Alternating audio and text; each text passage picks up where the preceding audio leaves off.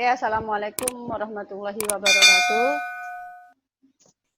Waalaikumsalam warahmatullahi wabarakatuh. Oke, pada materi kali ini di bab pertama kita masuk materi surat lamaran pekerjaan. Ya, oke, saya akan buka filenya terlebih dahulu.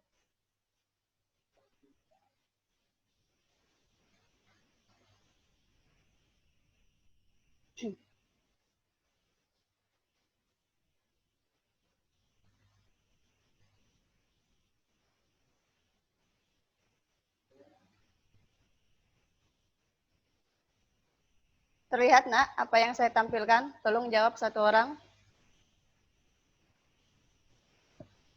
Terlihat, Bu. Oh, terlihat. Oke, silakan matikan kembali. Oke, pada kegiatan pertama ya atau bab pertama kita akan masuk materi surat lamaran pekerjaan.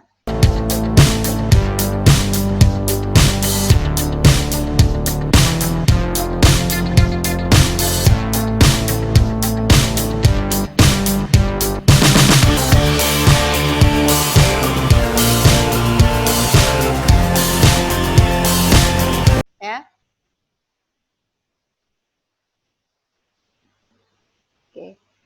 Apa itu surat lamaran pekerjaan? Oke, saya rasa kalian sudah tidak asing lagi dengan surat lamaran pekerjaan ya. Apalagi kalian sudah pernah membuat surat, walaupun surat yang kalian buat itu bukan surat lamaran pekerjaan, melainkan surat keterangan jika kalian tidak bisa datang ke sekolah, ya kan? Hanya jenisnya saja berbeda. Ya. Nah, apa itu surat lamaran pekerjaan? Surat lamaran pekerjaan adalah suatu surat dari seseorang yang membutuhkan pekerjaan kepada orang atau pejabat yang bisa memberikan pekerjaan atau jabatan. Melalui surat lamaran ini, pelamar meminta supaya ia diberikan pekerjaan.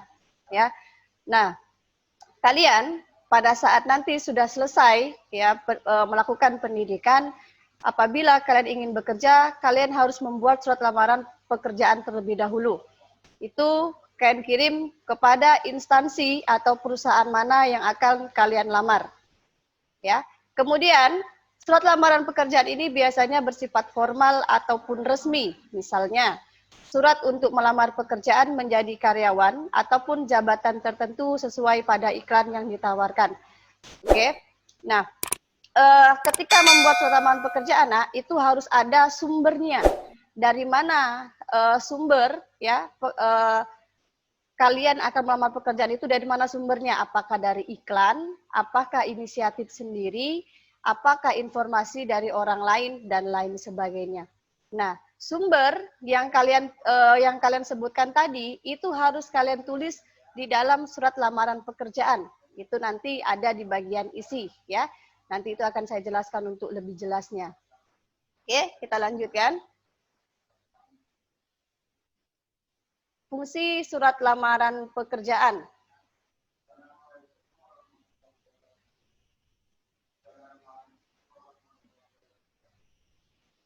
Yes, fungsi surat lamaran pekerjaan yang pertama.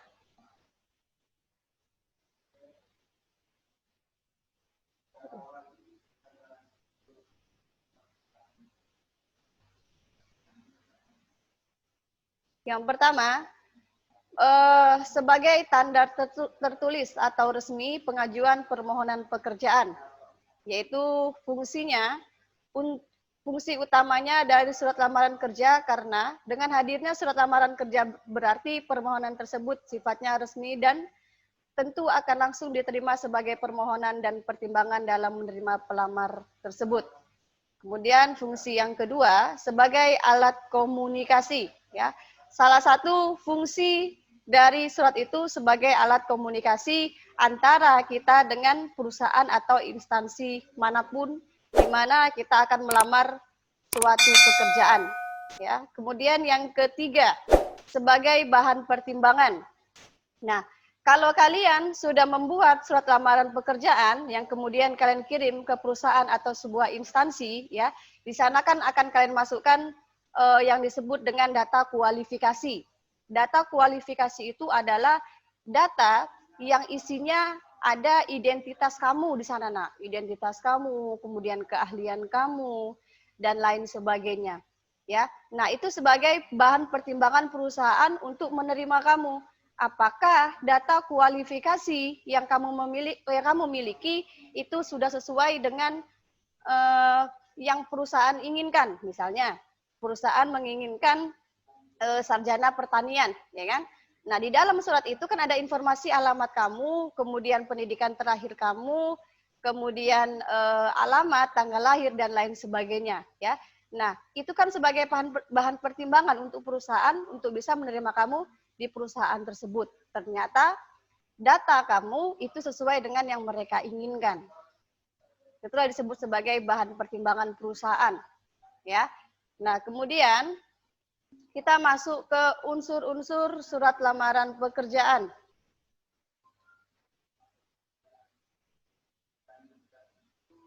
Oke, unsur surat lamaran pekerjaan yang pertama,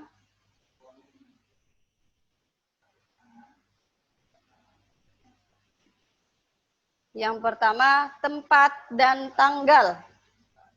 Ya, oke, tempat dan tanggal. Tempat dan tanggal itu merupakan unsur surat lamaran pekerjaan yang pertama. Kamu bisa bayangkan ya, Nak, ya, karena kan kamu pasti sudah pernah lihat surat, contohnya surat yang dari sekolah untuk kalian, misalnya surat pemberitahuan untuk orang tua, ya kan? Nah, kamu perhatikan itu merupakan contoh dari surat dinas. Nah, di sana ada tempat dan tanggal.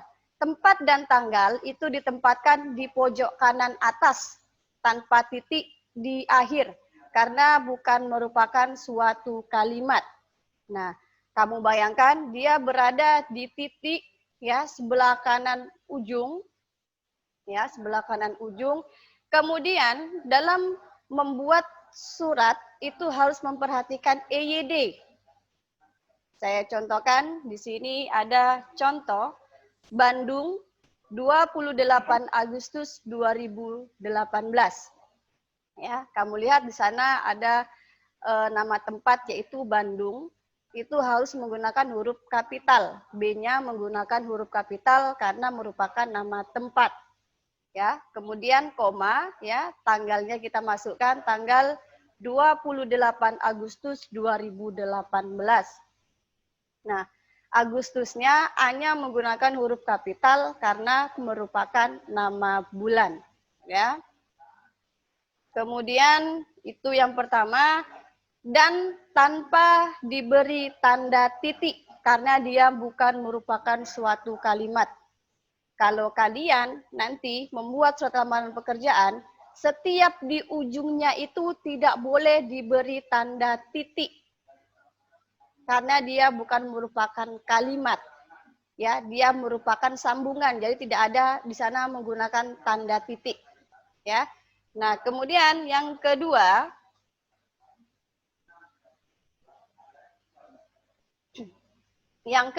lampiran dan perihal, ya. Nah, di sini lampiran dan perihal, ya. Lampiran itu merupakan ada berapa berkas yang kita lampirkan, Nak. Nah, kemudian yang kedua perihal. Perihal ini adalah maksud dari tujuan surat kita. Kata perihal dan kata lampiran itu tidak boleh disingkat. Kalau lampiran kamu tulis lampiran. Kalau perihal kamu tulis perihal. Dia berada di pinggir sebelah kiri. Dia harus sejajar. Perihal dan lampiran itu harus sejajar. Ya. Nah, kemudian angka dalam kolom lampiran ditulis menggunakan huruf. Di sini ada contohnya, ya, lampiran 1 lembar, kemudian perihal lamaran pekerjaan. Ya, artinya lampiran ini apa, Bu? Kok bisa pula Ibu ya 1 lembar?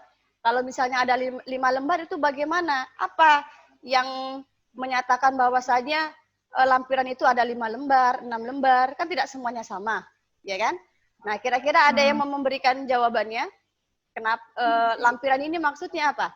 Kalau memang ada yang mau memberikan jawaban, silakan hidupkan audionya. Setelah itu matikan. Ada? Apa maksudnya lampiran ini, Nak? Ada? Oke. Saya jelaskan ya. Nah, maksud lampiran ya, kamu tentu tahu tadi kan saya katakan bahwasanya di dalam surat lamaran pekerjaan itu akan ditampilkan atau akan dimunculkan yang namanya data kualifikasi. Data kualifikasi itu adalah data yang berupa identitas kamu, kemudian pendidikan kamu, kemudian keahlian kamu, ya kan? Nah, di sana kan ada nanti namanya, baiklah, sebagai bahan pertimbangan, saya akan melampirkan 1, fotokopi ijazah, 2, fotokopi KTP, 3, fotokopi misalnya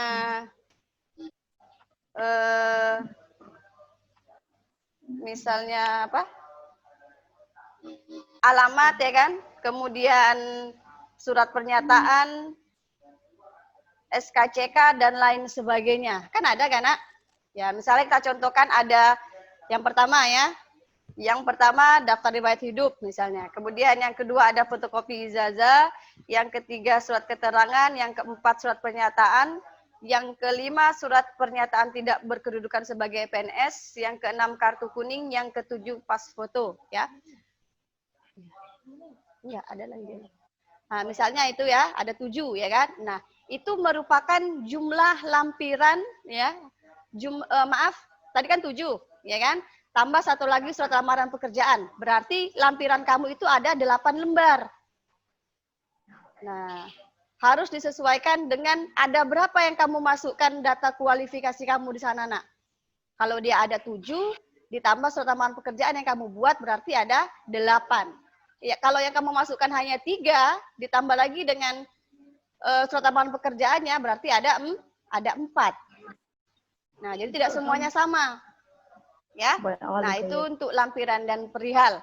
Tidak boleh ditulis menggunakan angka, harus ditulis menggunakan huruf ya. Dan di awal katanya menggunakan huruf kapital.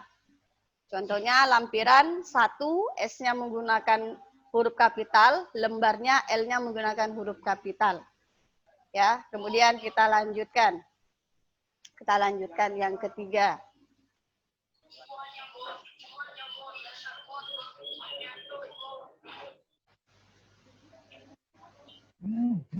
Oke, yang ketiga alamat surat. Ya. Alamat surat yang pertama tidak menggunakan kata kepada. Jadi kamu tuliskan yang terhormat atau YTH. Tidak kamu menggunakan kata kepada yang terhormat. Ya, karena berlebihan, kamu cukup menggunakan kata yang terhormat saja, ya. Yang terhormat, Y-nya menggunakan huruf kapital, T dan hanya menggunakan huruf kecil. Kemudian yang kedua, alamat yang disarankan tidak lebih dari 3 baris.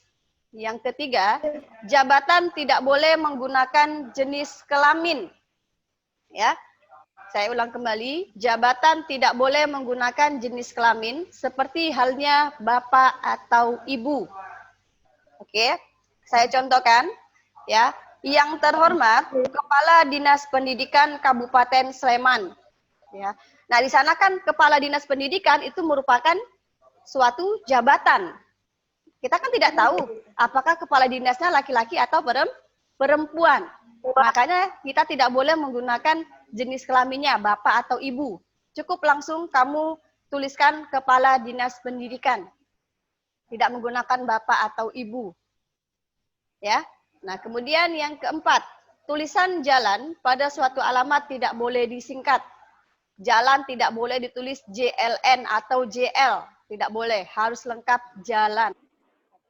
Kemudian yang terakhir, tidak boleh menggunakan titik di masing-masing akhir baris. Yang seperti saya katakan tadi, bahwasanya surat lamaran pekerjaan ini itu bukan merupakan suatu kalimat. Jadi tidak boleh menggunakan tanda titik di setiap akhir barisnya. Ya, saya contohkan, Nak, di bawah. Yang terhormat, manajer sukses mandiri, Jalan M. Yamin 02, Bandung. Ya, kamu lihat di sana yang terhormat, Y-nya menggunakan huruf kapital, T dan H-nya menggunakan huruf kecil. Kemudian manajer sukses mandiri. Nah, di sana kan tidak ada menggunakan kata bapak atau ibu. Ya. Karena jabatan itu tidak diikuti dengan jenis kelamin. Kemudian yang kedua, ada Jalan M. Yamin 02. Ya, jalannya tidak boleh disingkat, M. Yamin. Kemudian kamu tidak perlu menuliskan nomor lagi. Kan ada di sana terkadang Jalan M. Yamin nomor 02 atau no 02 ya. Kamu tidak perlu lagi menuliskan nomornya. Tulisan nomor, langsung 02 atau 03 dan lain sebagainya. Kenapa? Karena angka 2 itu sudah menunjukkan nomor. Ya, kemudian Bandung. Oke. Kita lanjutkan ke poin yang keempat. Di sana ada salam pembuka, ya. Setelah kata dengan hormat harus menggunakan kata koma, ya.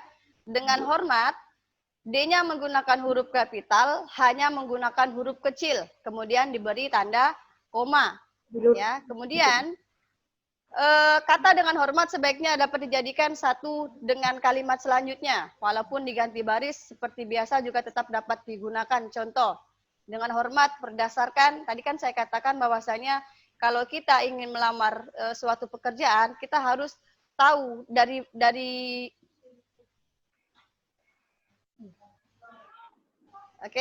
mana sumbernya.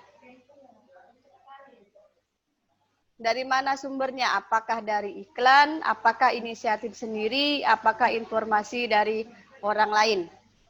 Oke, sampai sini ada yang mau ditanyakan? Ya, Bu. Coba dihidupkan audionya. Ada, Bu. Ada, Bu. Paham? Paham, Bu. Paham. Oke, kalau tidak ada yang mau ditanyakan, mungkin cukup sampai sini pembelajaran kita. Nanti akan saya kirimkan PowerPoint-nya lewat WA ya. Ya, Bu. Sampai sini pertemuan kita. Oke, sampai sini pertemuan kita.